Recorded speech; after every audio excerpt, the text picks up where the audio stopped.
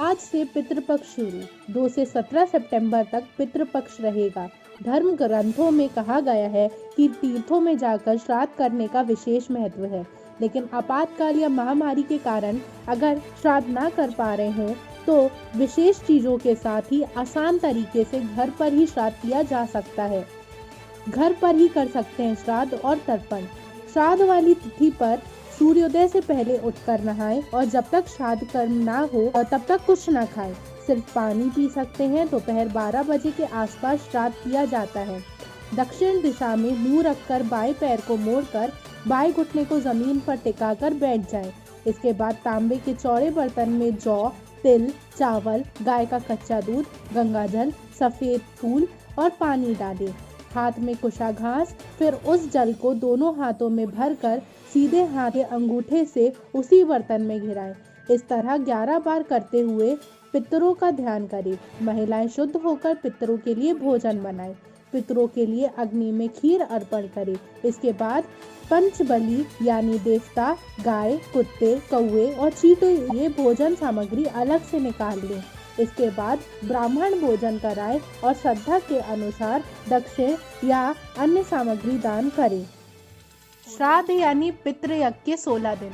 अर्थवेद में कहा गया है कि जब सूर्य कन्या राशि में रहता है तब पितरों को तृप्त करने वाली चीजें देने से स्वर्ग मिलता है। इसके साथ ही यज्ञ वालज्ञ स्मृति और यम स्मृति में भी बताया गया है कि इन 16 दिन में पितरों के लिए विशेष पूजा और दान करना चाहिए।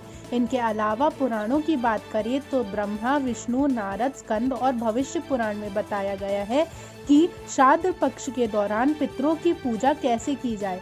ग्रंथों में कहा गया है कि पितृपक्ष शुरू होने से ही पितृ मृत्यु लोक में अपने वंशजों को देखने के लिए आते हैं और तर्पण ग्रहण करके लौट जाते हैं। इसलिए इन दिनों में पितरों की तृप्ति के लिए तर्पण, पिंडदान, ब्राह्मण भोजन और अन्य तरह के दान किए जाते हैं। इसको श्राद्ध करने का अधिकार। गौतम सूत्र का कहना है कि पुत्र ना हो तो भाई, भतीजा, मामा के कुल के लोग यानी मामा या ममेरा भाई शिष्य श्राद्ध कर्म कर सकते हैं। अगर इनमें से भी कोई न हो तो कुल पुरोहित या आचार्य श्राद्ध कर्म कर सकते हैं। पिता के लिए पिंडदान और जल तर्पण पुत्र को करना चाहिए। पुत्र ना हो तो पत्नी और पत्नी ना हो तो सगा भाई भी श्राद्ध कर्म कर सकता है। विष्णु पुराण में कहा गया है कि मृत व्यक्ति के पुत्र, पौत्र, भाई या संतति पिंडदान करने के अधिकारी होते हैं। किसी व्यक्ति का पुत्र ना हो तो उसकी बेटी का पुत्र भी पिंडदान कर सकता है। अगर वो भी ना हो तो पत्नी बिना मंत्रों के श्राद्ध कर्म कर सकती है। पत्नी भी ना हो तो कुल के किसी व्यक्ति द्वारा श्राद्ध कर्म किया जा सकता है।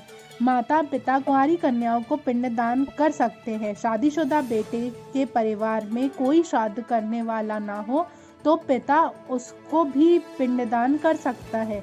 बेटी का बेटा और नाना एक दूसरे को पिंडदान कर सकते हैं। इस तरह दामाद और ससुर भी एक दूसरे के लिए कर सकते हैं।